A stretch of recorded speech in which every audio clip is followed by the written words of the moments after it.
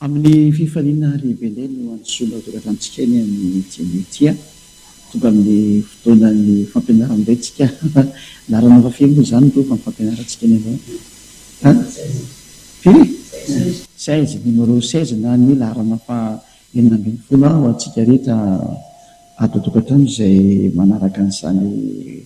fampianarana izany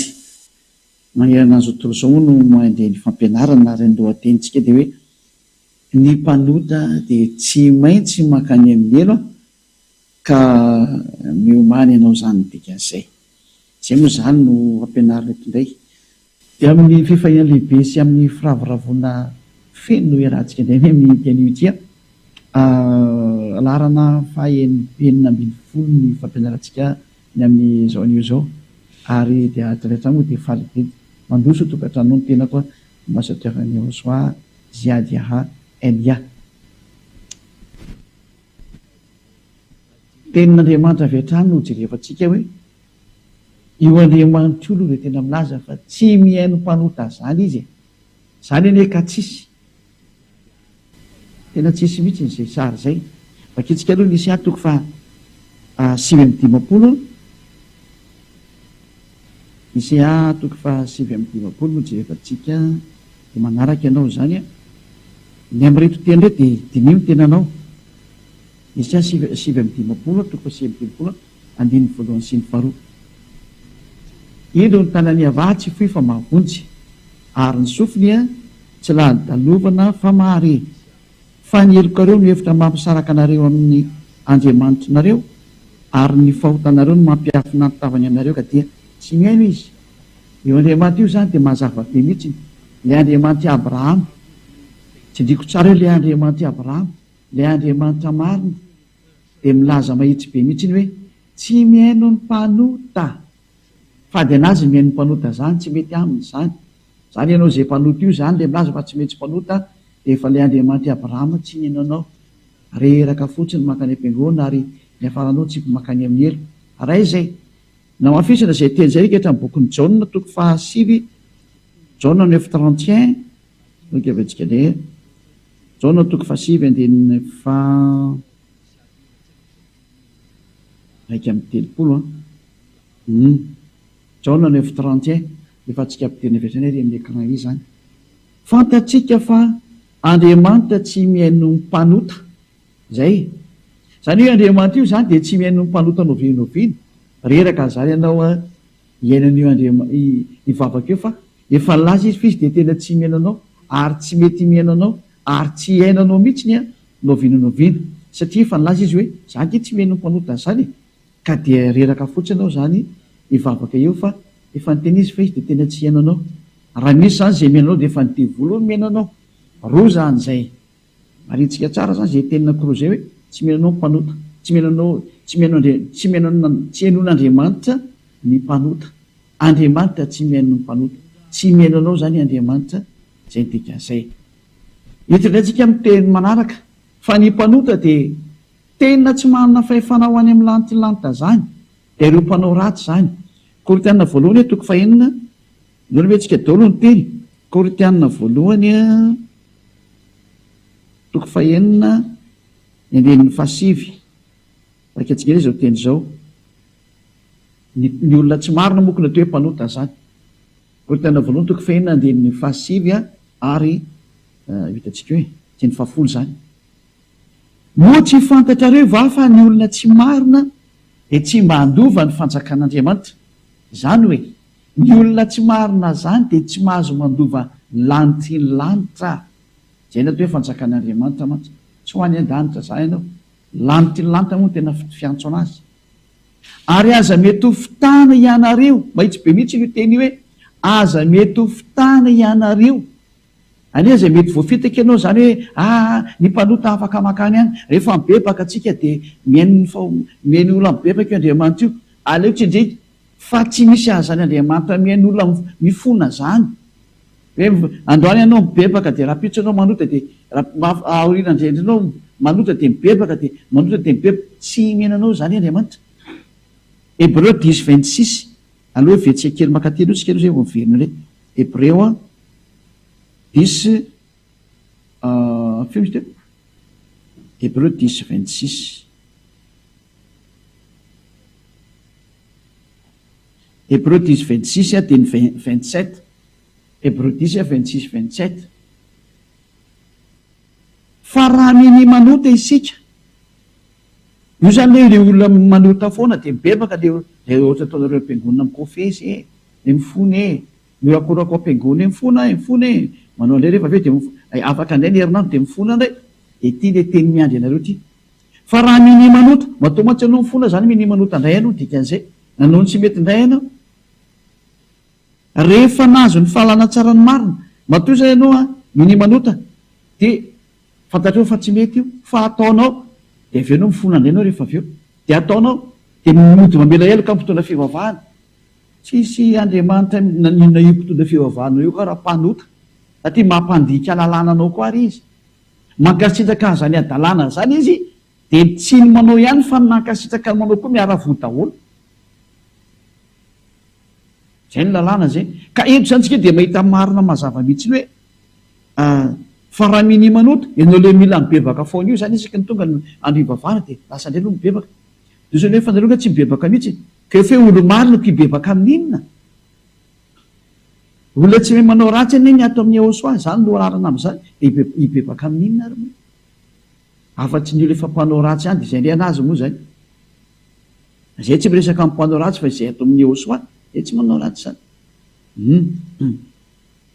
Rehefa nahazo ny fahalalana tsara ny marina dia tsy misy fanatitra noho ny ota intsony. Tanao, tsy misy fanafana ny fahotana intsony ho an'ny olona izay efa nandray ny Ahosoa. Zay le Andriamanitra tena marina zay. Matoa zany ireo mbola manota foana dia mibebaka dia manota dia mibebaka, tsy le marina io miaraka aminareo fa devoly io miaraka aminao io. Matoa ianao mbola manota foana. Fa raha le tena marina izy tena Andriamanitra dia tsy misy fanatitra noho ny ota intsony ny olona izay efa marina miaraka aminy. Zay le midika hoe tsy mahay manota intsony ary tsy navela nota intsony, fa matoa izy manota tsy miaraka amin'ny Ahosoa zany olona zany. Zay ny teny marina mahitsy be mihitsy izy io. 7:20. Fa fiandrasana mahatahotra amin'ny fitsarana ary fatezerana amin'ny rehetra izay andan'ny fahavalo rehetra kosa. Zay. Olona hiarina ny fiandrasana mahatahotra sy fitsarana ary fatezerana amin'ny rehetra ianao handany anao satria fahavalon'Andriamanitra ianao. Zay ny voalazan'ny soratra masina. Ka miteny amintsika etetra hoe tsy misy an'izany hoe manota dia mibebaka dia manota dia mibebaka. Mipetraka ao anatin'ny plasin'ny miny manota sady ianao. Fa raha vao nahafany indray mandeha ianao dia tsy misy fanafana ho an'ny ota intsony. Madio anao dia tazoma mandrakizay. Izay ny antony nanomezana le fanahy masina ahatonga anao tena ho lasa parfait. Any hoe tena tsisy tsiny, tsisy kilema, tanteraka. Tsy mahay manao ratsy ny dikan'izay. Zany no teny omenantsika voalohany kasikany amin'izay hoe tena tsy mahay manao ratsy anie ny ato amin'ny Ahosoa. Ary tena tsy mahay zany izy. Fa ianao mbola manota io zany tsy izy ianao. Verentsika amin'izay izy le Korintianina voalohany satria mazava zay ny teny Korintianina voalohany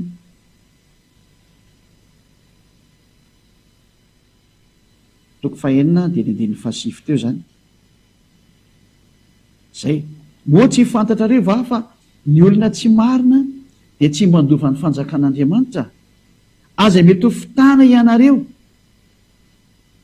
Tandremana voafetaka zany. Fa ny mpijangajanga sy ny mpanompo sambo sy ny mpakavadin'olona sy ny sodomita 10 sy ny mpangaratra sy ny pierina sy ny mpomamy sy ny mpanaratsy ary ny mpanao ankelina dia tsy mandova ny fanjakan'Andriamanitra. Zay. Zany hoe ny olona mpanao ratsy mihitsy zany dia tsy mahazo mandova ny fanjakan'Andriamanitra. Reo le tsy mahazo miditra any reo, reo le mpanota reo. Dia verifio zany ny plasinao aiza ho amin'io ianao. Verifio tsara ny plasinao aiza ho aiza eo ianao zany. Fa tsy mahazo miditra lanty ianao izay miteny dada Iavana. Na mpitondran'ny Ahosoa, na mpitain'ny apôstôly. Zay zany ny zavatra misy zay. Faro, tseko 1, 2, tseko tsona fahafiry zao na fahafiry. Fa 5, fa 9 angamba dia tseko tsona teny omenantsika indray Apokalipsy. Apokalipsy toko 2:20. 7:20. Apokalipsy 21:27. Apokalipsy 21:27. Ary tsy mba hiditra ao mihitsy izay tsy masina, na izay manao vedaveta, na izay mandainga, fa izay voasoratra ao anatin'ny boky ny fiainana izay ny zanak'ondry ihany. Tsy mahazo miditra ao anatin'izany lanitra zany mihitsy ny olona mpanao vedaveta, ny olona tsy masina, ka ny olona tsy masina zany dia ny olona mpanota lay mpanao ratsy tahaka anareo, tahaka anao, lay tsy mety miala fahotana, lay manaratsy an'izao fanjakana masina izao, zay mpandainga, efa impirina andainga ianao zay, ary ny androm-piainao dia lainga sy fitaka fotsiny mandraka andro any. Ary anao tsy ho afaka ho zany tsy manatona ny Ahosoa ianao. Fa zay voasoratra anatin'ny boky ny fiainana izay ny zanak'ondry ihany no lasa miditra any, satria reo ilay tsy mahay manota, satria efa tafaraka amin'ilay zanak'ondry, ka ny anaran'ilay zanak'ondry dia tsy iza fa Ahosoa, ilay manala amin'ny fahotana, lasa tsy manota intsony izay miaraka aminy, lasa olomarina izy. Apokalypsy 21-27, fanaporofonanao fa tsy ho tafiditra any amin'ny lantilanitra zany mihitsy ny mpanota, aza lany andro eo anao fa tena zany hoe diso adresy mihitsy ianao. Apokalypsy 21:8, Apokalypsy 21:8, fa ny osa sy ny tsy mino, ny vetaveta sy ny mpamon'olona sy ny mpijangajanga, ny mpanao ody ratsy sy ny mpanao mpisampy, ny mpandainga rehetra dia hanana ny anjarany ao anatin'ny farihy rehetra avy sy ny solofaha. Fa izany no fahafatesana faharoa. Izany teny izany zany dia tena mametaka amintsika rehetra mihitsy hoe tsy mahazo miditra ao anatin'ny lantilanitra mihitsy ny olona tsy mino. Tsy mino ny Ahosoa any dia kaz zany. Ny Ahosoa ilay manala tamin'ny fahotana, hiditra amin'izay tsika hoe izy akaina toe-mpanota ary aloha. Rehefa henonao zany rehetra zany, ny mpanota dia ny olona tsy mino an'izao toe Andriamanitra Abrahama zao. Zay aloha, ary narin'ny Andriamanitra Abrahama dia Iayava, ary zay miaraka aminy dia afaka amin'ny fahotana. Nosoloanareo Andriamanitra hafa io Iayava io. Tsy hoe mandinika izay nanovainareo anazy ihany fa be dia be nanaovanareo anazy ihany. Ary zay netra tsy niaraka tamin'io Andriamanitra Iayava io dia lasa mpanota daholo manerana an'izao tontolo izao. Porofon'izay ianao aza mandainga ianao. Iainanao zany hoe tsy maintsy manao ratsy izany ianao. Mandainga, mangalatra, misoloky, tsisy mandeha marina mihitsiny, samia mandrefy ny tenany ny sasako manambady 4, nefa no milaza fa miaraka amin'ny Andriamanitra Abrahama manambady 10. Dia misy manao fampianarana hoe ka be loatra ny vehivavy ka tsisy mpamelona izy, fa aleo izy atao lehilahy ray atao manambady be dia be. Misy mamorona fampianarana ohatran'izany ilay olombelona. Ianao ny te hijangajanga ny tena marina ka ataonao izany izy. Zany sary misy daholo zany. Ao ny sasany dia tena hovaina fotsiny ilay anarana. Sasany laza fa mivavaka amin'ny Andriamanitra Abrahama nefa ny manao mpisampy, manao sikidy, mifamosavy. Zava-doza anie zany. Ny fijangajangana moa dia efa tsy resahana intsony. Tsy misy Andriamanitra Abrahama zany namelana io hoe lehilahy ray manambady be dia be io. Fa efa namoaka lalàna io Andriamanitra Abrahama io tamin'ilay Ahosoa ilay zanany mahalala an'izay ny rahany. Efa fanaporofona hoe tena niteraka io Andriamanitra io ka tsy resahako intsony. Io Ahosoa zanany mahalala io mihitsy namoaka didy sy lalàna, satria mpaminany io ary ny mpaminany Israeliany efa nampianariko antsika fa tsy maintsy henona ny mpaminany Israeliany. Dia ny mpaminany Israeliana farany nefany Ahosoa namoaka lalàna hoe lehilahy ray manambady vehivavy ray. Za zao tsika hijery an'izay teny izay any bokin'ny Filipianina any angambany izay. Ao karoa kely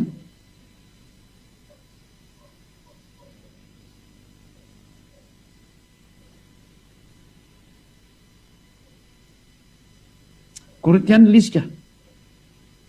Korintianina voalohany toko 7 andininy faharoa. Korintianina voalohany toko 7 andininy faharoa.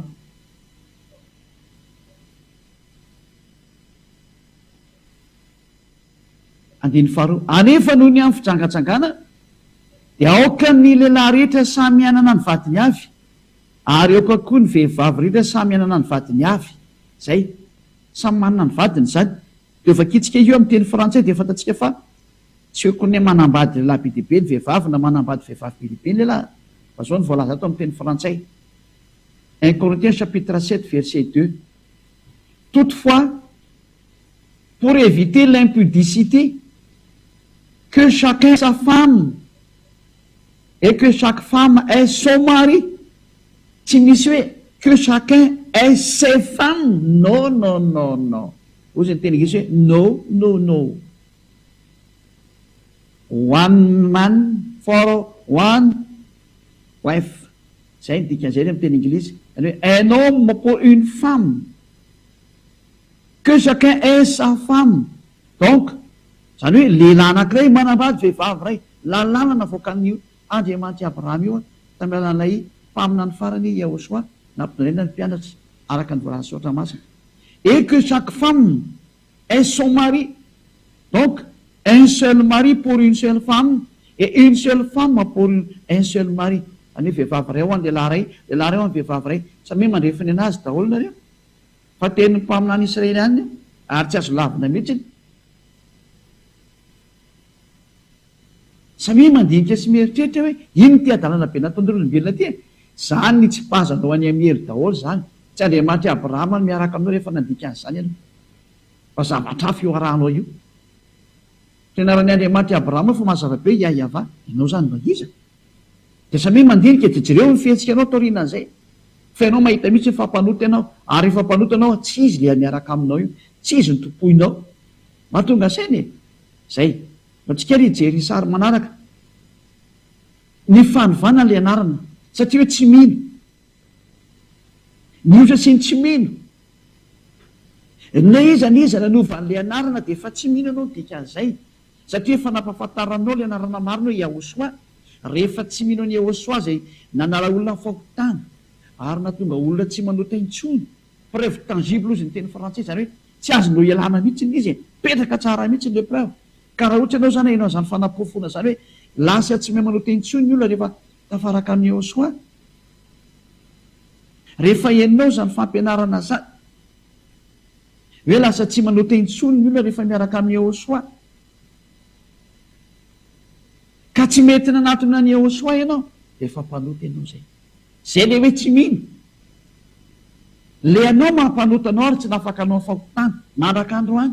inona ny atony tsy ninonao ny fahamarinana menanao rehefa tsy nino an'izany dia ho any amin'ny ilo anao dikan'izay zay hoe ny osa sy ny tsy mino ianao zany teneniny zany satria le ny tompoinao tsy nafaka anao tamin'ny fahotana mampanota anao mandraka androany tsy izy ho iny ianao ny arany fitsarana hoe tsy mahazo makany amin'ny lanitsylanity ianao la ny andro mivavaka any ianao ny teny izy zay tsy mino anao efa nytenenao fa tsy izy ny krismasy namoaka lalàna teto mihitsy ny ambasadiokan'ny Yahosoa Eliasy ny tenako hoe tia lalàna mirano milaza fa tsy azo atao mitandrina an'io krismasy io na mankalaza an'io mamaly fotsiny nareo avy any hoe zay tsy maintsy mitandrina krismasy satria maneran-tany ny anaovana an'io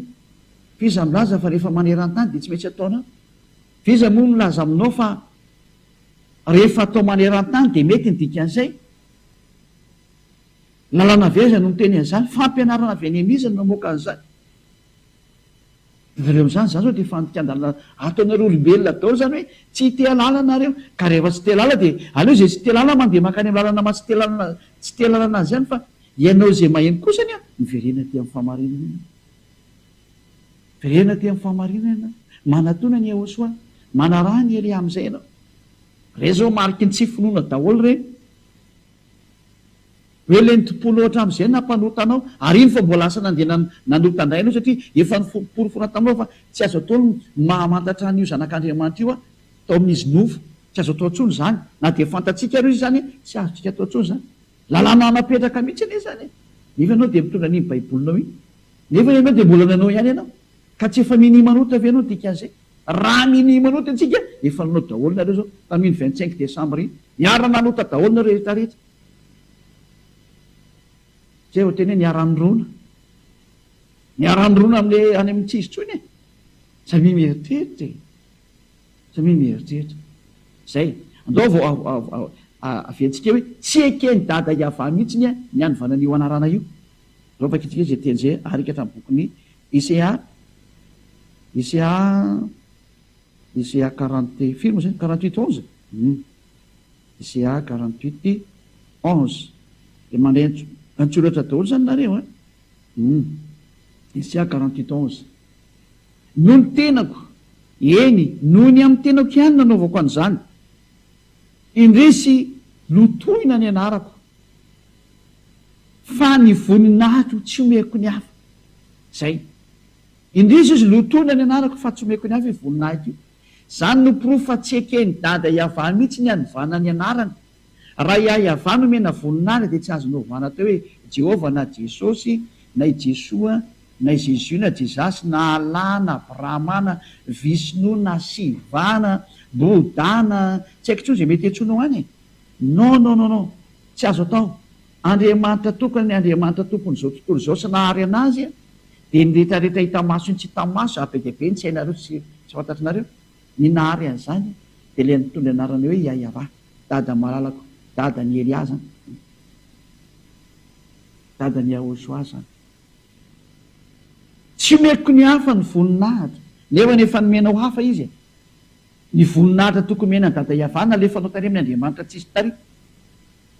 efa nanota ianao ary miomany ny atezerany dada Yahva zay ilay hoe tsy maintsy makany amin'ny elo hoe miomany ianao miaza mba maty moa ianao io miomany ianao fa tsy maintsy hitsipy any amin'ny elo ianao miaza mba maty moa ianao io miomany ianao fa tsy maintsy hitsipy any amin'ny elo ny fanovana ho an'io anarana io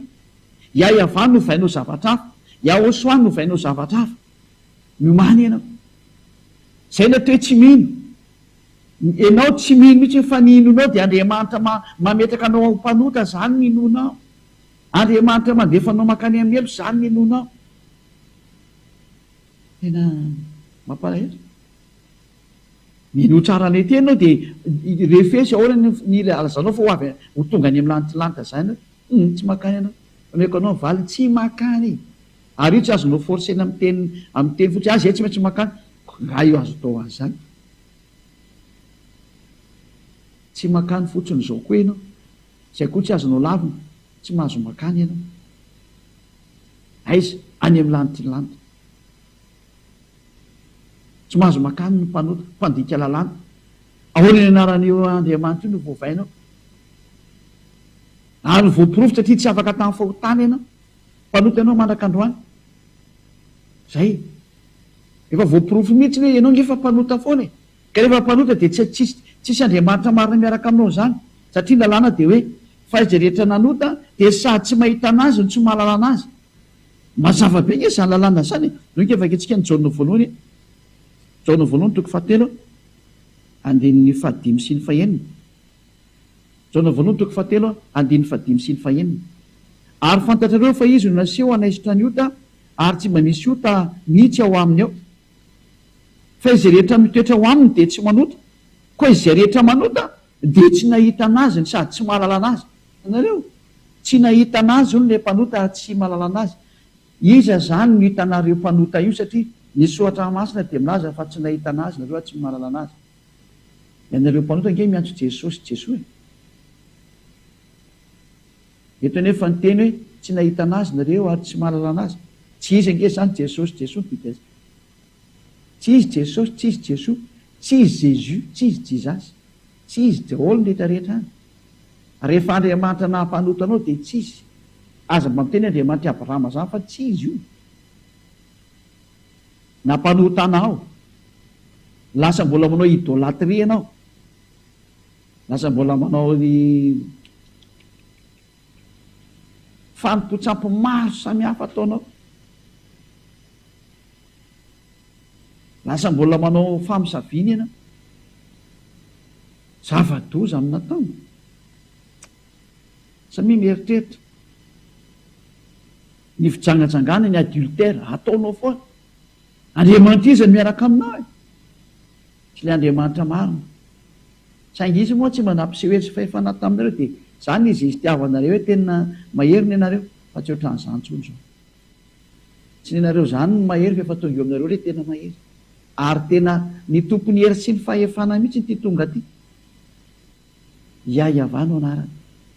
arany zanany dia Yahoshua ary reo anakireo no naniraka ny Elia ziady Elia zay hitany masonareo tonga izy ty rajavy za manapofonjahony tsy mety ataonareo mpanota nareo tsy ho any amin'ny lanitrilanta zany mihitsy ny novinanoviana fa mpanota ka mampanota ny mpanota dia tsy afaka makany amin'ny lanitrilanta ny mpanota fa ny mpanota dia tsy maintsy tsipy ho any amin'ny elo ary tsy maintsy ho any amin'ny elo mandrakariva mihitsy nareo satria manino atria nanao ny tsy mety ary rehefa manao ny tsy mety dia tsy maintsy ho any amin'ny elo ary rehefa mpanota dia tsy maintsy makany amin'ny elo fa ny mpanota dia tsy maintsy ho any amin'ny elo voalazan-lalàna zany mazava-dezy ka anjaratsika no mandinika sy mieritreritra an'izay manomboka eto hoe aiza ny plasinao anisan'ny fahotana dolo zany rehefa manao ny tsy fahamarinana ohatra ny tsy fahamarinana rehetrarehetra rehefa kitjendray zay tia ny kilasy ny mpanota ty andao le tsika andeha anome karazana teny maro samihafa zany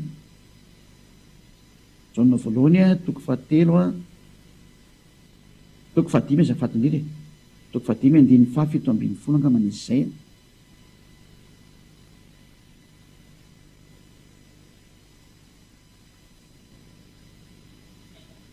diso io misy lovaina ty fa tena blokiko keny velokely mandeha jaona voalohany toko fahadimy andiny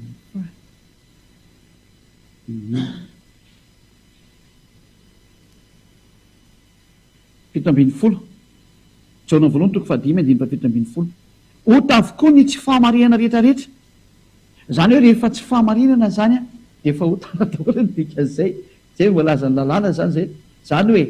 rehefa hoanao ny zavatra tsy mety eo anatreny andriamanitra ianao zavatra makany amin'ny tsy marina de efa fahotana zay aritra de tsy miditra any amin'ny lanitry lanitra ianao zany mahatonga ny olo ato amin'ny eosoa parfait tena tsisy kianina tsisy tsiny fa ny mpanota koa zany de mitsipy makany amin'ny elo ary ina to hoe mpanota ny olona mandeha amin'ny tsy marina rehetrarehetra mamitaka manainga misy loka zany na to hoe mpanota zany rehefa tsy fahamarinana de mpanota ary rehefa mpanota de tsy mahazo makany amin'ny lanitry ny lanitra tadidio strict ny fidirana any andriamanitra masina sy marina ny tompo trano any a de tsy tia zahatra maloto izy ka ianao tsofotsofoka any amin'ny trano ihany roany ianao satria maloto tsy mahazo miditra any ny ratsy ozy ny teniny fa ny masina ihany ny mahazo miditra makany masina sy tsara zay masava be mihitsy ny teny ohatra rehefa tsy mankatony io teny io anao de fa mpanota ianao zany zay dao tsy elo hitsadraitsika amin'ny teny manaraka mihitsy hoe ahoa ny andrefesina hoe manota indray ny olona anankiray fa rehefa tsy famarina io zany de fa ota misy lalàna ny menanao de ndray ny andrefesana anazy rehefa nydikainao lalàna ny eosoa de mpanota ianao zay ndray no resantsika eto indray hoe lalàna ny eosoa rehefa nydikaina de fa mpanota koa ianao aleloha efa mety antsy fa aleo rahantsika izy fa mety daholo jaona voalohany hoe toko fahatelo a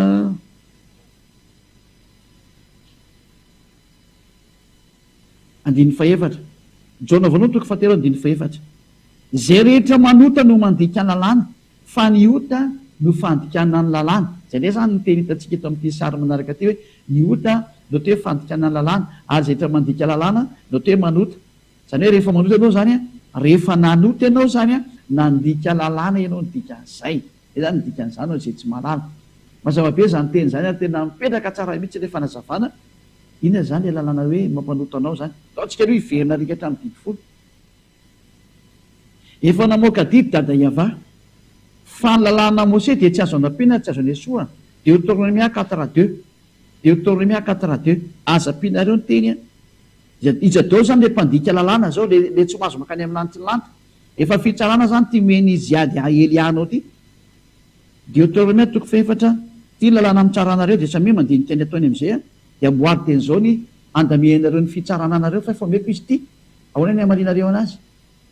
ketriketreo am'izay ary de hitantsika ny mahafaka anareo Deutéronomia 4:2 Deutéronomia 4:2 azapinareo ny teny zay andidiko anareo ary aza ny esoa anareo fa tandremo ny didiny avy andriamanitra zay andidiko anareo tsy aza atao zany manampy sy manaisotra ny teny amin'ty didy folo a sy lalàna mose ty zavatra nisy anefany tsy navelany dada iavana atao tsony ny fisoronana fa ary avo manao fisoronana nareo a de mitovy mamoraka vozona lika sy mitondra rakisoa fa antena mpetraka izy aminareo nefany zay mitandrana didy folo no mba hananatanteraka ny fankatoavan'io fisoronana io satria ny lalàna ny fisoronana de ao anatin'ny boky ny Levitikos toko fahenina ambin'ny folo ny boky ny Levitikos toko fahenina ambin'ny folo ray manontolo no milazany hoe ity ny lalàna ny fisoronana ataonareo a mba hanafana anareo amin'ny fahotanareo a indray mandeha sataona ary lalàna tsy azo sarana amin'ny bokyny Mose zany loka avaketsika ny Levitikos toko fahenina ambin'ny folo fa misy lalàna atao hoe fisoronana fanafana ny fahotana zanak'esely a indray mandeha sataona Levitikos toko fahenina ambin'ny folo a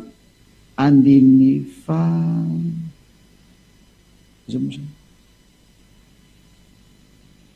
3:30 aleo zany de 4:30 4:30 avy hatrany evitiko 16:34 ary ho lalàna manak'izay ho anareo zany hanaovana fanavotana ho any zanak'Israely indray mandeha isan-taona hahafany amin'ny fahotany rehetrarehetra. Any hoe misy lalàna fanafana fahotany indray mandeha isan-taona zany atao ho any zanak'Israely lalàna ny fisorohana. Ka io Levitikos 2:20 io zay le hoe tsy azo anao-pina tsy azo any esorana fa ny tena mipetraka manina nefa zareo tsisy nanao an'io Levitikos 2:20 io efa nandika lalàna nareo satria hoe tsy azo anao-pina eo tsy azo any esorana. Ka rehefa mitandrina didi folo nareo dia tsy maintsy nanao lalàna ny fisorohana. Ao anefa nareo tsy nanao lalàna ny fisorohana mba avalikely izy ry mpitandrina didi folo rehetrarehetra dia anareo mpivavaka sabotsy mpivavaka lahady. Aiza lalàna ny fisorohana tsy nataonareo? Iza moa no miteny tanareo ampidireo zany andriamanitrinareo zany Jesosy nataonareo nitsofoka atao anatin'io fitoerana io resaka fisorohana io. Iza nampanao nareo an'izany? Fahotana matsiravina tahaka ny ahoana ty nataonareo ty? Mpanota nareo, tena nanota mihitsy nareo satria nandika lalàna. Meko ny fanazavana teo hoe raha ny didi folo zany de tsy raha teo afaka amin'ny fahotana ianao de manao fisorohana anao indray mandeha isan-taona. Zay vao afaka amin'ny fahotana ho an'izay mitandrina didi folo. Nanina tsy nataonareo zay satria tsy azo esorona ao anatin'ny didi folo lalàna ny fisorohana Levitikos 2:20. Nefa nareo rehetrarehetra tsisy nanao an'io dika zany fa efa nandika lalàna matsiravina be nareo eo mason'io dada iava io. Ary tsy mendrika anareo tsony miditra any amin'ny lanitra ny lanitra satria efa nanota ny didi nareo ary nandika lalàna ny Mose. Mendrika anareo ny fitsipazana makany amin'ny hery. Miomanareo ny sabatista sy aladista rehetrarehetra dia mivavaka sabotsy sy alahady dika an'izany. Préparez-vous pour être jeté en enfer. Ny teny anglisy hoe be ready. Mba ataotaoko fahatany izy fa ohatra metimety any zany teny zany. Be ready zay zany ready satria ready izy fa tsy riviva be ready zany ohatra an'izay le izy. De soyez prêt zany ianao fa ohatsipany amiely hoe hitako ianao zay tena zezizay teo tsy hoany io vavali kely zay fa tandeha antaniana hoe aiza ny Levitikos 2:20 tsy nitanterahanao raha mitandrina didi folo ianao. Toza ianao hoe ka ny tenin'Andriamanitra rekatra ny boky nisiana ampianariny ambasadorany hoe tsy azo atao tsony io. Zany no pirofo fa tsy azo ataonao tsony mitandrina didi folo midika an'izay fa miala ataonao raha vao mibloke ny dada iava io dia midika avy hatrany fa aza mitandrina io tsony. Ary ny pirofo mitoka amin'ny tendanao poteny hatrany amin'ny tempoly ny Jerosalema tsy navelana tandremana intsony midika an'izay ny didi folo tsy navelana atao tsony fisorohana. Ka iza nampanao an'io? Nanina nalainao raha Jesosy dia natsofoka anao tao dia lasa anao mitandrina didi folo. Tena fahotana matsiravina mihitsy ny nataonao. Miomana ry mpitondra fivavahana sy ry mpivavaka zay niaraka taminy miomana ianareo no ika afaka itsika tena dada iava mihitsy nanafona ny didi folo voalohany ao nefa anao mbola mitandrina. Efa fihetsika mandrava didi folo iny nataony amin'ireny hoe nitoteny ny tempoly ary anao filazana izy hoe zay mbola manao fanahy ianareo mitovy mitondra ranalika ahoana moa mbola idiranao amin'izany. Ny fanaovanao zany ange dia midika fa iatsy ady amin'io dada iava io ianao. Zany no pirofo fa tena nandika lalàna matsiravina mihitsy ianao. Efa nyteneniny fa tsy mety tsony mitandrina io satria izy mihitsy ny bloke an'le fanaovana fisorohana zay fanafananao ny fahotana. Matoa anao nitsy atao anatin'ny didi folo io dia efa nisoratana efa nisoratana ohatra ny voatango ianao hoe ianao dia efa lasa mpanota ary ianao ihany no confirmentenanao fa mpanota. Dika zany fa tsy ho any amin'ny lanitra ianao. Ianao mihitsy nanao sini fa dia mpanota ianao satria efa tsy misy famafana fahotana ntsony amin'io rafitra io satria efa nipoteny dada iava amin'le Isaia 66:3 no ika avaka itsika Isaia 66:3 hoe zay mitandrina zay mbola manao ny fitandremana didi folo dia efa mipotena le fisorohana tsy azo atao tsony. Ka raha mipotena ny fisorohana tsy azo atao tsony zay miditra ao zany dia efa mpanota automatika tsisy tsony famafana fahotanako. Zay ny lozika ny zavatra ary marina be zay. Fa jereva nge nataon'le olona ndray fantany fanoravana tokoa le fisorohana fa nalainy Jesosy Jesoa Jesus Jesus dia natsofony teo amin'ny plasin'le fanaovana fanesoana fahotana tena ohatrany hoe manompavararaka ny dada Iava mihitsy ny tena mariny le Andriamanitra Abrahama opavararaka tena makany amin'ny dada Iava mihitsy hoe ianao ny tena fonina ty fa zay sinoana hafa ndray ty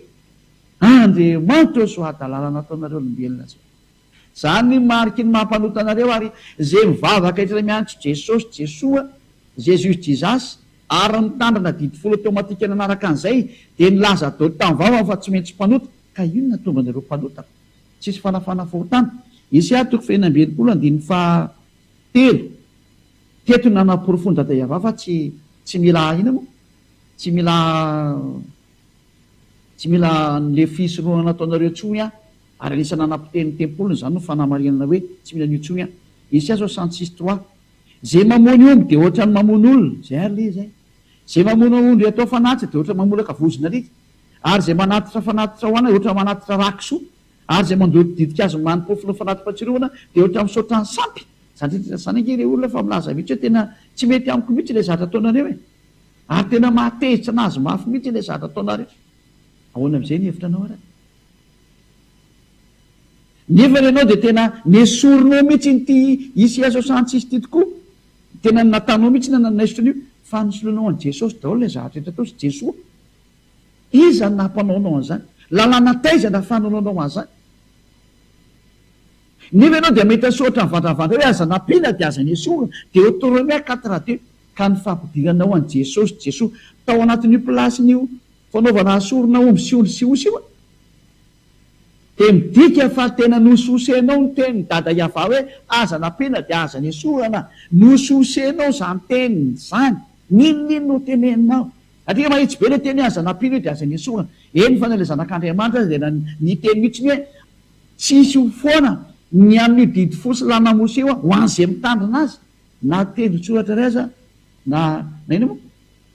na litera ray aza zay ny teny le zanak'Andriamanitra nefa ianao ty tena nanala sy nanaisotra mihitsy ahoana moa ny afaka anao am'izay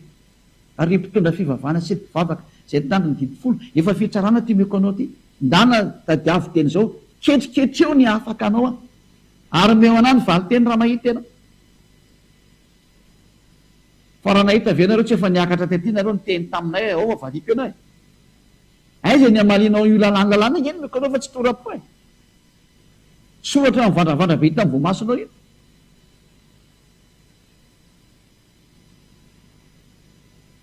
zany ilazako aminao zany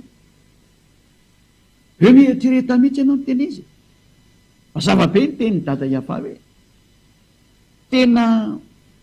raha mbola manao an'io dia tena zavatozy tsy mety nefa dia natsofoka anao to fotsiny zao Jesosy Jesoa reo avakitsika am'izay ny teniny Ehosoa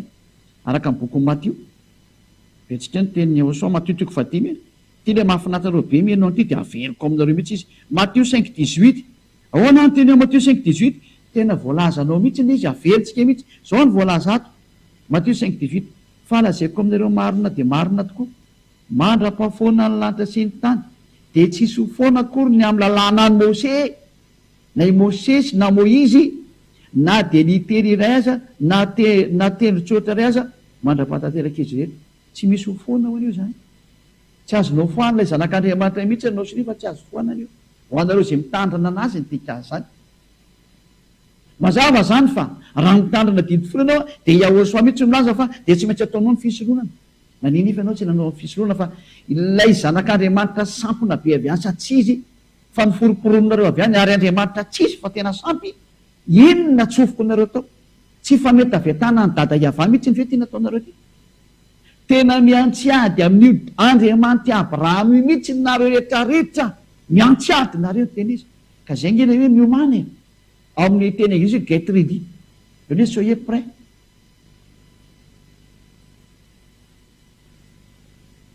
miomany ianao fa tsy maintsy makany amin'ny elo ny olona mpandika lalàna ianao io dia nandika lalàna mihitsy ianao fisoroana dia nibatainao avy any nesoronao dia natsofoka anao tao ny Jesosy anao sy ny Jesoa anao Jesus Jesus anao iza nampanaonao an'izany izy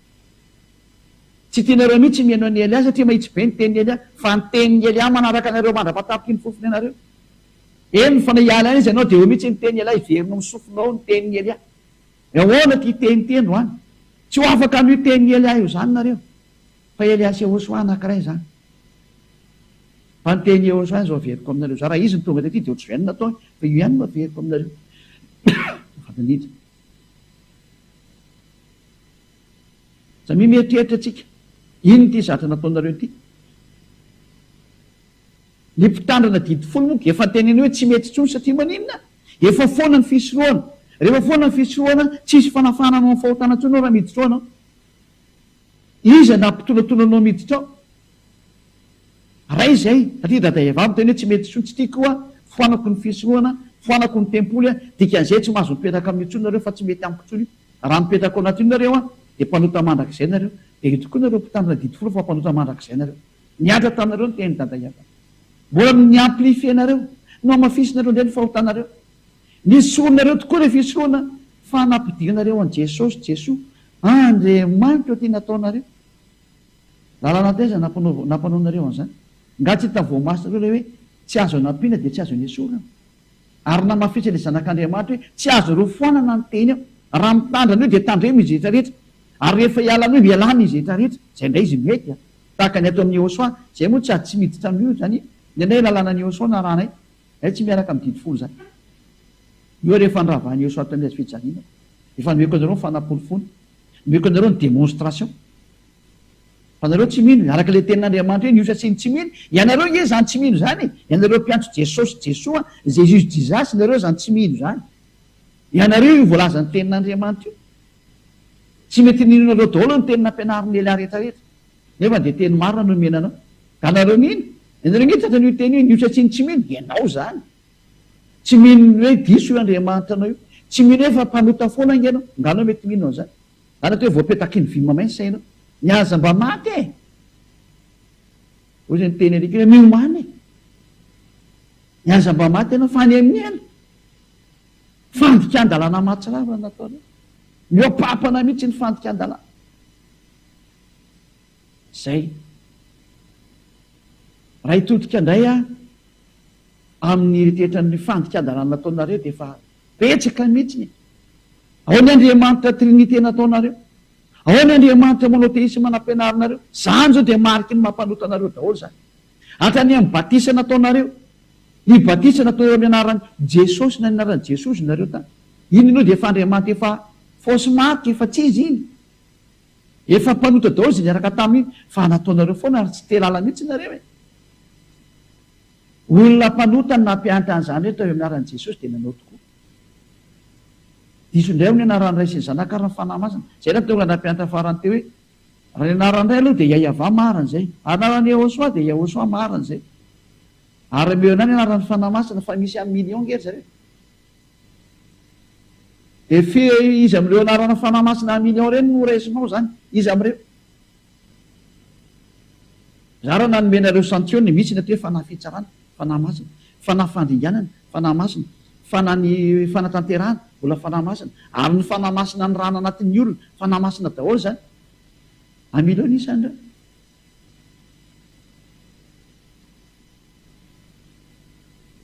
izy am'ireo no raisinao hoe anaran'ireo zany mba meo kely ny valiny afa izy am'ireo no raisinao tanao zany tsy fahafantaranao nin'iny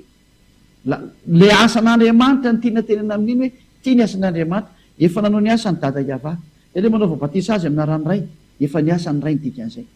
manao vabatisa azy amin'ny anaran'ny zanaka satria efa ny asany zanaka ary manao vabatisa azy amin'ny anaran'ny fanahy masina satria le fanahy masina koa miasa avy any amin'ny dada Yahava daholo zany sara zany fa tsy koa mitadiavinao ny anaran'ireo de ataonao an'izany daholo ny olona tsy izay mihitsy ny izy fa manao vabatisa azy ao amin'ny anaran'ny reto zay ka raha manana ny anarany ray de mananarana ny zanaka ary ny fanahy masina misy amin'ny million isan'ireo ny anaran'ireo be dehibe de ahoana tanao zany tsy mampitombona an'izy zany zao de efa fahotana nataonao daholo zany ary zay nitonga nanteny hoe matoy eo so am'teny hoe ary manaova batisa azy eo amin'ny anaran'ray sy ny zanaka ary ny fanahy masina lalàna anie zany e ahoana mbola asara ianao mandika an'izany teny zany ary rehefa novainao ny lalàna ny batisa de efa mpanota ianao zay no tonga nanteny hoe nareo samy mpanota nge ahoana anao nio sary ratsy io e ny Andriamanitra nareo efa mpanota avy any amin'ny devoly ianareo mpanota dia le tenin'ny Andriamanitra efa tsy izy avy any, ny teny le mpitondra fiavana efa diso mpanota avy any, ino no arahanareo? Samy mpanota miara-fampiteny, miara-fampitatana, ohatrany hoe jamba miara-fampitatana any akady ny fiafarany. Zany angino ataonareo e? Le mpitarika mpanota, mamoaka teny tsy izy le mpanota, ino no arahanareo? Ena to anao fanazavana hoe izy milaza anareo fa marina ny trinité, efa noeky ny fampianarana iny. Izy milaza anareo fa marina ny monothéisme, efa noeky ny fampianarana iny. Samy fampianarana diso daholo zany. Satria mieritreritra ny dikan'izay. Andriamanitra tena miteny anareo mihitsy hoe maiza mandinika tsara, ary maiza mamantatra ny lalakare. Fantaro ny tokony ataonareo. Aoka tsy hanao totoa mihitsy nintsony fa tena andinika ny tokony atao am'izay. Aoka tena mantatra ny tokony atao am'izay fa tsy hanao foana am'izay. Aza manaiky vonoiny olona any amin'ny elana fa tena tsy mahazo mety saina nge hoe ny olona tsy masiny e. Zay ny antony tonga nanome fanamporifonao tahaka an'izao. Farany. Raha mitodika manokana ho an'izay rehetra ato amin'ny Ahosoa sy aniro ato amin'ny Ahosoa. Fady indrindra ny manohitra an'izany atao hoe tenin'ny Eliasa. Na manambany an'izany. Lalàna avy hatrany fitsarananareo no mieko anareo fa raha voazany mihitsy ny voatohitrinareo zany teny zany. Fanambanina ny Ahosoa mivantana zany. Fanambanina ny dada Iava mivantana zany. Tsy nafantatra an'izany dada Iava zany nareo raha tsy teo Elia. Tsy nafantatra an'izany Ahosoa zany nareo raha tsy teo Elia. Tiany dada Iava sy Ahosoa azy ny dikan'izay matoa meny fahefana hiteny momba azy. Zay ny dikan'izay. Ao amin'ny bokinareo azy rehetra amin'ny Hébreu toko fa Hébreu firy izy iny? Hébreu satria toko le hoe manekeny mpitondra anareo dia manao avy azy. Hébreu firy? 13-17. Hainy rova tsy enjery mihitsy izy satria navo azy nga manity.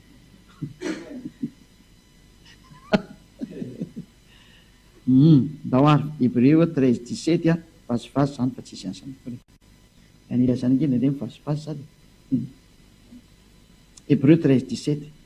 Manekeny mpitondra anareo ka mano avy azy fa izy miambina ny fananareo arak'izay tokony ataon'ny olona mbola ampahamoana manaovany amin'izany fifahina fa tsy amin'ny fisetoana fa tsy mahasoanareo zany.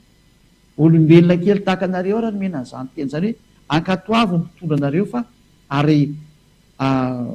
ekeo izy fa izy miambina ny fananareo. Fery anga tsy mampiambina ny fananareo fotsiny fa mitondra ny fananareo ary mitsara ny fananareo. Lehibe ny mpitsara zany Eliasa. Any amin'ny lantilanty. Ary efa nampianariko loatra any amin'ny toerana hitsarako azy hoe atsy ny any andenareo. Saingy zaho tsy mitsara zay da zany fa lasa miangatra. Efa nomeny Ahosoa atao hoe zandry zareo. Ary izay efa nomena sehatra amin'izany teny fanampy tsara. Zay ny antony nanomezana rehetra avoka ny hoe mpisolo vava. Satria andalo fitsarana nareo. Ary hoe fanahy masinareo no hitsangana miaro anareo raha afaka miaro izy noho amin'ny adalanareo tena tsy afaka izy. Fa noho amin'ny adalanareo. Ka raha ny olombelona ety an-tany anareo reo momba nahazo antony teny tony tamin'ny Ahosoa ekeo io. Manahoana ny olona hitondranareo any amin'ny lantilanta mihitsy. Raha toerinareo ny teniny zany olona zany. Fa zay efa teny koa fa zany nge tsy olona nge mitondra anareo edy. Raha olona zay dia nanao ohatran'ny fiainanareo olona fa zay tsy olona. Zay avy any aminay ary iverina any aminay zay. Nanome fampianaranareo firy azy zay. Teny tsotra ny menely tandremo dikaina ny mari-pitiavana ny Ahosoa. Mifoaka be zay teniko zay. Tandremo dikaina ny mari-pitiavana ny Ahosoa fa raha vao voafafanao ny mari-pitiavanao amin'ny Ahosoa hatrany amin'ny kely indrindra dia voafafa ny anaranao any amin'ny lantilanta. Maiza mandray an'izay daholo efa atao izay dany ianarana. Fa ny tenin'ny Eliasa menareo dia tena voaray an-tsoratra daholo iny ary ala lettre ny ampiarana ambiny ny fitsarana. Hatrany amin'ny fandehanareo ty an-tany. Ninonina ny tenenin'izany Eliasa zany ka navoaka ny tamin'ny vavany dia mandeha arabaky teny ny fampiarana any. Na eto ambony tany na ny amin'izay tany. Ary ny teny mbola misy tanteraka ka ho avy eo izy, ndasy eo fa ho avy eo izy. Tsy misy zay tsy ho tanteraka reny na ndray azy. Eny ilazana amintsika zay. Ka tena fahadio, raha olombelona kely ohatranareo izay nitondra anareo teto an-tany raha nahazo an'io teny io. manahoana kosa raha teniny ely any tika ianareo fa raha dia mitaka ny teninareo hoe tsy ho any amin'ny lantilanta etso ary ny mari-pitiavana tokony nasionareo ny tsy nataonareo mahay mandray nyity teniko ty daholo zay mandre am'izao fotoana izao zay mbola nomena fahefanandray iaino zany raha ny mari-pitiavana tokony ho nasionareo any Ehosoa tsy manataonareo misy Ehosoa ho tianareo ve mba hapetraka kosa zay fantaina zay raha ny fotoana tokony hampiseho fitiavana ny Ehosoa nareo tsy nampiseho misy Ehosoa mety ho tianareo tsony ve mba valeo zay fantena zay fa zany efa mamaly tsisy aloha e atezerana raha ny teny satria amin'ny Ehosoa dia takany hoe traitre ianao zany ohatrany hoe tena hoe toetraitre mo zany mpamadika hoe amin'ny fotoana mba ilananao a tsisy nina hita aminao ohatran'le voankazo io hoe rehefa nandalo teo amin'le azo Ehosoa teo amin'le aviavy zany mba hijery voany hoe mba hoanina tsy nahita tany dia nozonony ka raha mba nisy fotoana tokony hamalinao hamaly ny fitiavanao any Ehosoa ianao nefa ianao tsy namaly tsy mba nampiseho satria tsy anjaranao no tokony ampianarinao aiza ny tokony hamalika fa tokony automatika aminao mpamaly zany zay maly fitiavana ny Ehosoa rehetra ahoana moa tsy afantaranao hoe tokony anao an'izao amin'ity fotoana ity mba ho hamaliko any Ehosoa hitady point ary ho ataonao ary hitady hevitra azy ianao mba hamalina fa misy teny Ehosoa zany hoe raha misy malala fa tokony ianao soa fa tsy mety manao eloko ao anazy le izy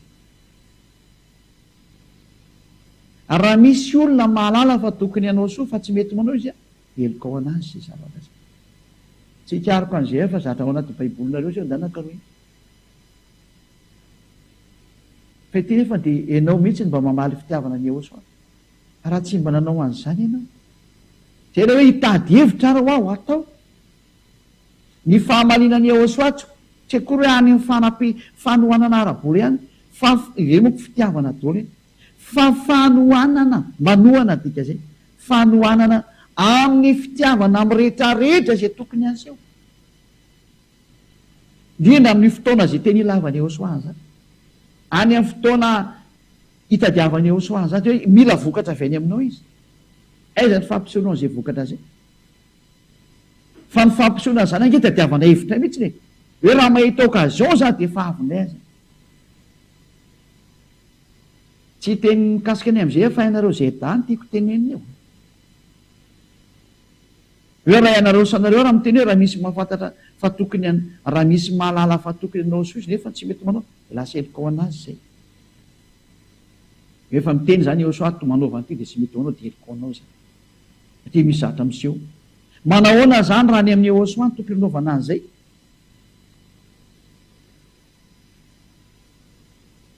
nefa ianao mahafantatra fa tokony anao an'ity satria misy ohatran'izao tokony anao an'ity a hoe zatra mikasika ny Ehosoa dia ahoana moa zany tsy hanampy ny zatra momba ny Ehosoa inona zany mazedanao raha tsy manampy ny momba ny Ehosoa rehetrarehetra ianao ary raha milaza ianao fa tia ny Ehosoa ka hanampy any Elia ny asany Elia ange mila fanampiana amin'ny rehetrarehetra fa tsy hoe Ely areno manao reo fa samy miara manao daholo ny teny izy nareo aza vetoko any aminay afaka tsy manao rehefa tsy anao fa dia soloina olo-kafa fotsy ianao dia zay olona anao indray ny atao solonao sotra kely ange le valiny fa zay ny lalàna ahoana moa tsy atakarantsy anao fa tokony hamaly any Ehosoa amin'ity vaninandro ity ahoana moa tsy tokony hafantaranao fa tokony tena hampiseho fitiavako any Ehosoa amin'ny fotoana tahaka an'izao zarako aza misy okazion mba afahako mampiseho ny fitiavako any Ehosoa hokarohako daholo ny fomba rehetrarehetra meloko ny fitiavana Ehosoa tsy za nampianatra anareo mihitsy hoe valio ny fitiavana nomena Ehosoa anareo a valio ny fitiavana ary ny fitiavana mivaly fitiavana ho a zay nge nampianariko anareo injato any berivo izy ny fitenenany isake miditra foana dia miteny azay foana hoe ny fitiavana ny Ehosoa dia valio fitiavana mihitsy ny fitiavana ianao fa ny fitiavana mivaly fitiavana fa tsy zavatra avy fa zay ataonao dia fitiavana daholo rehefa tsy nanao an'izay ianao tena ratsy le sary ataonao hoana zany ny ahatra re miandro miboka raha izao renao dia efa tsy mavita mamaly aiza ny afanao miady amin'izany vaninandro sarotra zany raha amin'izao vaninandro zao anao dia tsy afaka mamaly raha amin'izao vaninandro zao anao tsy afaka mba mampiseho ny fitiavanao ny Ehosoa dia ahoana moa zany ny afanao mamaly amin'izany hevitra zany tena ratsy a torevitra ny Elia mampianatra hoe aza simbanina ny tokony lalanao makany amin'ny lantilanitra, aza simbana ny fitiavana zany, tena tadiavana hevitra zany, aiza ny amaleko ny fitiavako anio soa, fa tsy mila entanina zany. Samy mandinika fa tsy miteny mahitsy amin'ity sary ity, fa somary ankolaka fa mahatakatra nytiako tenenina reo hoe raha ny andrasana ny fahamalinareo fa tsy miretina malinareo, aiza tsony zany nareo ny amaly. Indra raha am'izao fotoana ny fahamalinao zao,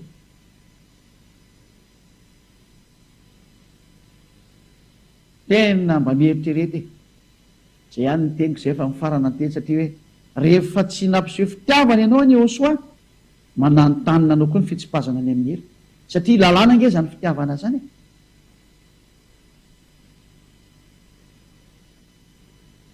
Zay tia ny dada Iavasy Josoa ihany mahazo miditra any amin'ny toerana misy azy miana, lozika be zany. Zany hoe apiditra olona ao anatin'ny tranoko nefa fahavaloko izy, raha tsy olona tsy misainako apiditra fahavalo ao an-trano, fa ny mahazo miditra ao an-tranoko dia ny olona tiana, lozika be zany. Ary raha ho any an-trano ny dada Iavasy Josoa koa nao ampiseho anazy ny fitiavana anazy, rehefa tsy nampiseho anazy ny fitiavana anazy, ahoana moa nefa anao miditra makany. Ary zany ny mahafinaritra ny any amin'ny faritany kosa, ny Zeda rehetra any amin'ny faritany, toy izy ny fitiavanareo ny Josoa. Tena ny depassenareo mihitsy ny tanareo, ary verinareo lavitra dia lavitra mihitsy. Aza rindra ny poinareo, toy izy ny poinareo hatramin'ny farany. Aza manay Kristy tsony, fa ny lavitra indray ty ho any lasa ny tiany Josoa fa tsy ny akaiky, ny lavitra ny Elia fa tsy ny akaiky ny Elia. Tena gaky tsika zay fotsiny fa ampy zay fa tsy miteny lavabe tsony Elia, fa miraha soatsiketra samy hiezaka ho an'izay mbola hiezaka ihany, fa ny tsy afaka miezaka tsony dia fa zay zany ko tapitra ny fiarahantsika, tsy misy akanery eo fa dia samy manao ny lalaka reny io, efa nampianariko anao fotsiny lalana makany amin'ireny dia mandehana, rehefa tsy mety mandeha anao miditra indray ny hafa hanolon'ny toeranao dia vita reny, tsy sarotra ane zany. Remplacement zao ny atao am'izao fa tsy misy esaka manampy tampotsony, zay miala dia soloana, zay miala dia soloana, hitanareo foana zany, tsy misy resaka manampy tampo. Ianao ve tsy te handeha ho any amin'ny lanitsilanta dia iza koa ny mandehana rehefa tsy handeha, vao mampiditra hafa fotsiny zay dia vita. Hosolonao ary atao tsara lavitra noho ianao izy, mazava ho azy zay. Fa zay fa dia zany hoe Elia dia miteny foana hoe ho an'izay tonga saina ary tena tsy hamerimberiny intsony zany efa ambany tenenina, fa andro ny fahamalina zao tsy tokony entanina mihitsy ny fahamalinao sy ny fitiavanao ny Josoa, fa zay fomba rehetrarehetra fanahy mamaly dia mamaly daholo. Ny atao hoe asan'Andriamanitra dia tsy any amin'ny fanohanana fotsiny amin'ny resaka volana, amin'ny resaka ohatran'izao, fa ny mari-pitiavana dia atao amin'ny rehetrarehetra rehefa mikasika ny Josoa, ninona asany Josoa ka mila ny mombanao dia miditra ianao ny dikan'izay. Midiry ianao rehefa mbola hamaly any Josoa, fa rehefa tsy hamaly aza manao tsony. Fa tsy misy miteny hoe ary ihany manao fa rehefa tsy manao. Enjeo daholo zay azo enjehana. Torohevitra ny Elia zay. Enjeo zay azo enjehana ary idiry daholo zay azo idirana. Tsy tena hoe mampiverina ny fony Josoa, tsy le hoe mahita ny Josoa miditra ny lantilanitra ny planina ny zay. Tsy manana planina fa zao tsika ho any amin'ny lantilanitra dia ho an'izay teo ho any manaraka ny teny Elia. Andrema ataoko tontony teny. Zay le mahaiza mamaly amin'ny fomba rehetrarehetra. Ianao raha ny tokony teny hoe oka zay fa idirinao daholo rehetrarehetra. Ianao raha tokony hitsofoka amin'izay azo idirana rehetra, ary ny sehatra momba ny asany Josoa, indrindra amin'itony ianao manjery tony, tony ny okazion tokony hamarina, fa mba maiza mandinika. Lasa zany indray lasa manome ane solution. Farana ny teny ny endry mahita loza ho aka amin'ny hery, ny dalana mandrosoka vo, fa ny tsy fanaranao an'izay teny zay mampitsipy anao any amin'ny hery, na Zeda azy ianao. Rehefa hita fa tsisy fitiavana anao dia tsy maintsy miongotra ianao. Ny olona tsisy fitiavana ny Josoa sy dada Iava zany, aza manantena no aniko raha tsy hain'izy mianaka ny ao anatin'ny fonao, fa rehefa teo any dia ny fitiavana anazy aseho. Ary ny fitiavana aseho amin'ny rehetrarehetra, fa tsy hoe eto ihany mampiseho fitiavana. Rehefa ny Josoa ny sehatra dia asehonao anazy ny fitiavanao anazy any amin'ny rehetrarehetra, fa tsy hoe amin'ity ihany, fa any amin'ny rehetrarehetra. Mazava angamba zay teny Elia zay, raha soatsiketra samy teny Josoa miariva avatsika. Saotra betsaka data mala Iava any amin'ny sany teny zay, fa teny nomenao zany atonga sainany rehetrarehetra, iverenany fisainany rehetrarehetra ho any aminao marina ka tsisy hitsara velatsy eo natrehanao. na mitaka ny tenany eo anatrehana fa ny tena fitiavana marina tokoa dia tena amin'ny lafo ny rehetrarehetra fa tsy haiko ny hoe amin'ny anankiray ihany. Dada iava malalo ny angatako aminao dia hamerina ny saina izay mbola mahay miverina ny aminao ny saina, hamantatra mihitsy ny hoe zany fahamalina ny fitiavana zany dia tsy misy hoe ary misehatra ry marina tokoa fa tena misehatra rehetrarehetra zany. Marina zany tenao zany. Ampianaro zany dada iava ho any amin'ny fony sy ny sainy tsirairay avy, indrindra ho an'izay rehetra miady mafy tonga any amin'ny lantilanty ho any aminao, mba tsy hisy tsony ny andringa eny am-pandehanana fa tena ay amaly tsara eo anatrehanao, ampiseho ilay tena fitiavana anao. Ary ho an'izay rehetra voalahatra ho any amin'ny lantilanty ho any amin'ny fiainana mandrakizay, ampitiraingana dada iava. Dia ireo izay tsy mba namaly anao na nanohitra anao, fa raha vao nahenika resy lahatra dia ampitiraingana izy dada iava. Voninahitra anao mandrakizay. Sotra betsaka dada Maria iava, amin'ny anaranao Yahosoa. Alleluia. Amen. Dia mirazo antsika rehetra saony tenao soa ho amin'ny fitohizan'ny fampianarana ho amin'ny manaraka andrea mara-pianarana mandra-piresaka ianao matao azy.